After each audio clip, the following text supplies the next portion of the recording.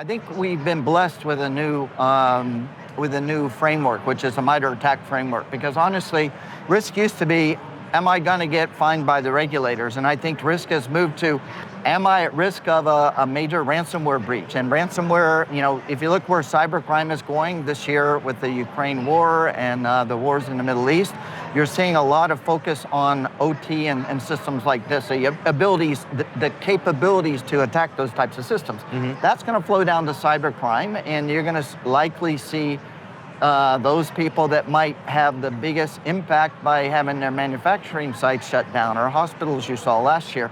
So these are the types of areas you're going to see new risks show up. Well, I am thrilled to be here at RSAC 2025. We are right here on the show floor, as you can see and hear, and it is my pleasure to be joined today by Tony Velleca. He is the CEO at CyberProof. Tony, welcome. Thank you. I'm excited. So our conversation today, we are focusing on this very interesting metaphor that you shared with me, and I'm going to read it here. This is the idea of an elusive single pane of glass. Please explain.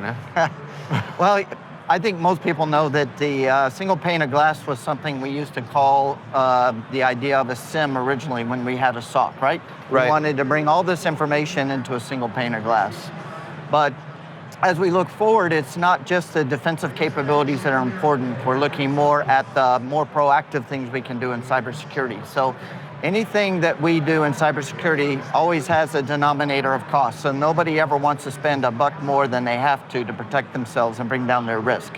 So to me, the single pane of glass needs to start guiding people on what's the best next dollar spent to reduce my cyber risk. So that's the proactive side and the defensive side. And some companies are even talking now about the predictive side. What is the next generation of attack coming with AI, and how do I protect myself against that? Yeah.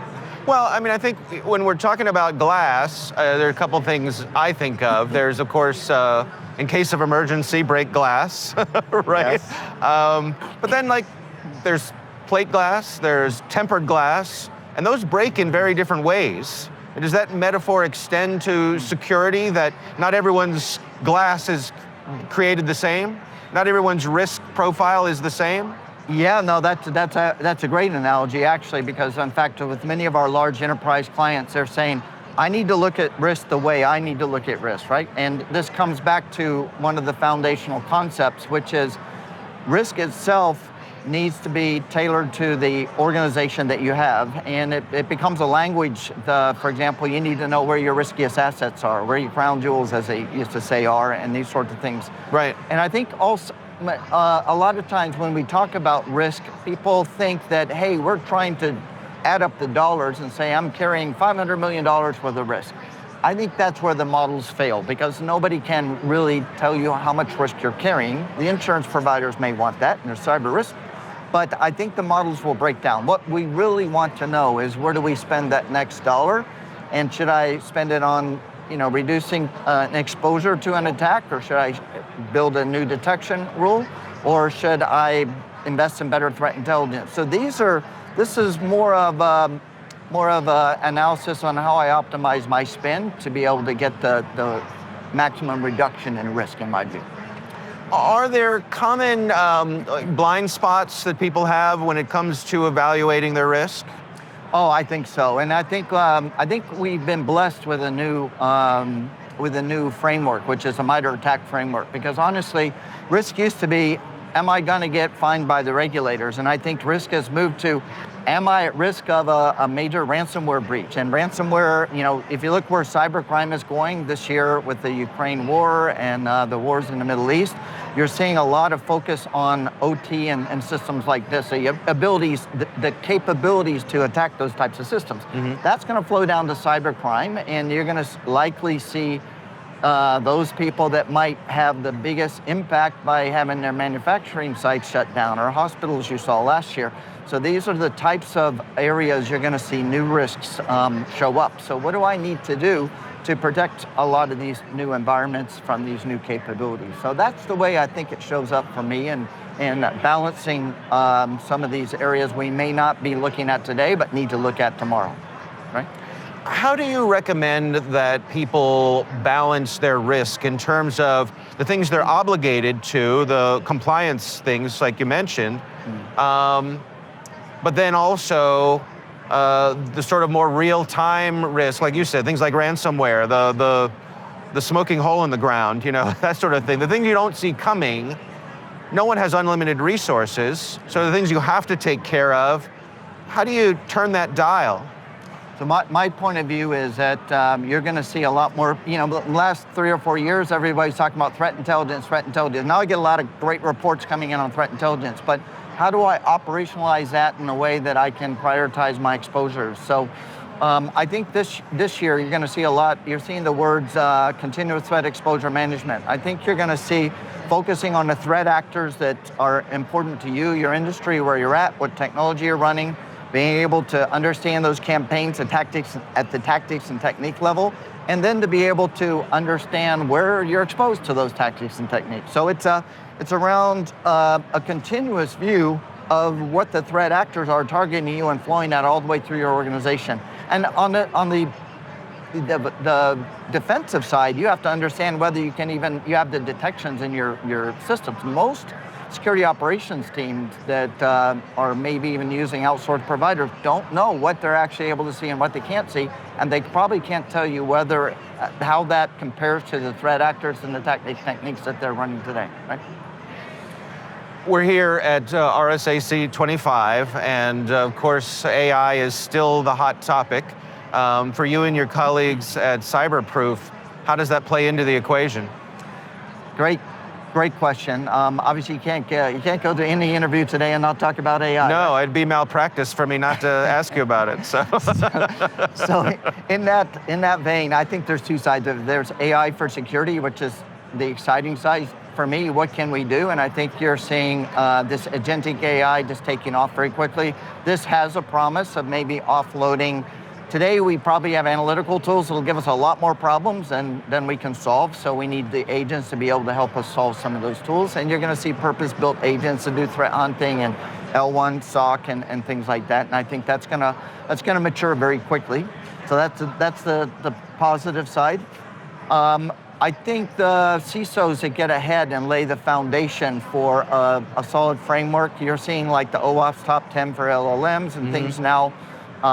Putting these frameworks in early, I think it's an opportunity for them to take leadership positions in companies, because there are very few roles in an organization that understand all aspects of regulatory compliance, the technical aspects, and even the business aspects, which most CISOs have to in their jobs today. So I think there's an opportunity, but I also think it's like anything, it's a Cold War. It's going to be changing so quickly. You got to stay ahead of it, and you got to make it a priority, or you're going to get behind. Yeah. Right? Yeah. For the people who are well along on this journey with a company like yours, what are they enjoying? What does success look like? Their day-to-day of feeling like we have this under a certain amount of control. As you say, we tend to work for the larger enterprise companies and more sophisticated companies, and for those, I like to say, do they have a well-managed estate? And because I'm hearing this word used more and more often, is do I know where all my assets? Are all my assets under management? Am I able to make sense of this complex environment and to be able to take advantage of some of this continuous threat exposure management that you're seeing coming out, or attack surface prioritization, or even is my SOC able to see all the things that I need? So I think a lot of it is just putting, and I don't even like to call it governance anymore. Honestly, I think it's a continuous process of making sure that you're keeping your estate well managed so that you can do it. The other problem that I hear many times is, do you have the ability? A lot of times our security teams own the responsibility for the security, but they don't have they don't own the teams that are actually doing things. So you're going to see software development being much more important, right? The kind of defects that are entered into that, or LLMs, but those teams are not necessarily owned. So there may be governance responsibility, but they don't have the responsibility to actually do the fixing.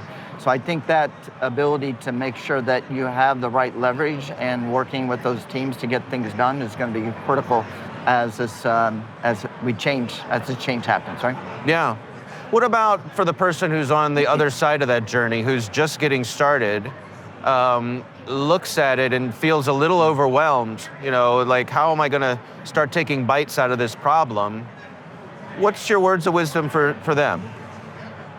It's great. I think all security people probably feel overwhelmed no matter what. So step back, take a look at the landscape, pick your priorities, take a deep breath, and execute, right? I think execution will be key.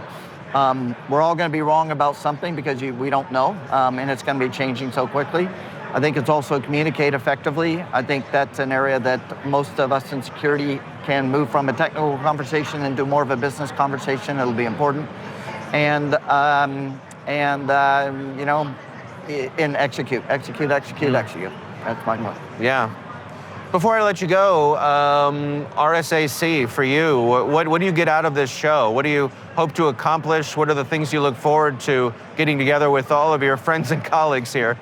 I'm always amazed when the show of 40,000 plus people is here, how many people I run into I know, and I forget. So I love just, reconnecting with people. Like right outside the booth, I ran into somebody I hadn't seen in about 5 years. So, but the second is I'm always shocked at the innovation, the new startups that are coming, the problems that they're solving. And I think one of the challenges, you got to figure out you don't know which one of those is going to be successful. But I think we're at this point where the industry has a responsibility to try some of these things out and to make sure that we're always progressing on the innovation front. So I learn a lot from talking to many of these startups about how they look at the problem. Yeah. Well, Tony, thank you so much for taking the time for us. It was a real pleasure to get to chat with you. And likewise, I always enjoy these conversations. It always makes me think. So, all right, have a good show. See you soon. Okay, bye.